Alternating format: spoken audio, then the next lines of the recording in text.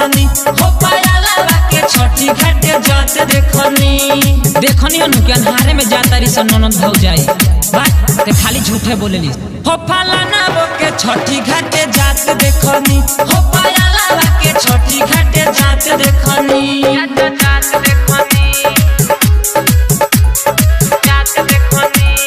Mixed by Sneha Recording Studio, Jammu, Jammu,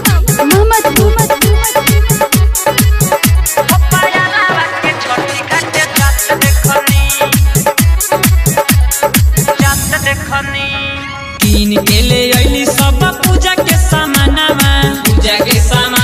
हो पूजा के सामानावा छठी माई से गोदिया में मांगी है लालानावा कोसिया भरत हम रात देखनी हो फलाना वो के छठी घाटे जात देखनी है कजलियो के छठी घाटे जात देखनी ओ रविला वो के छठी घाटे जात देखनी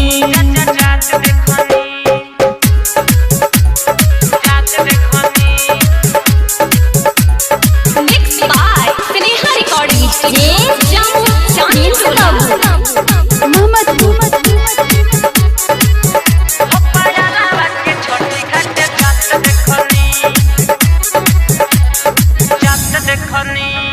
बोलू तू दर्शन तू मानिल ना बतिया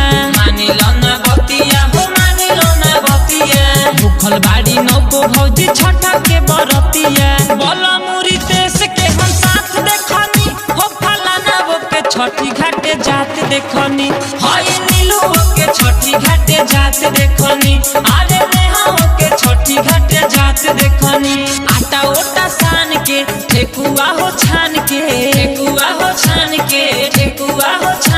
आ भौजी तोई यार बाड़ी घुंघटा हो तान के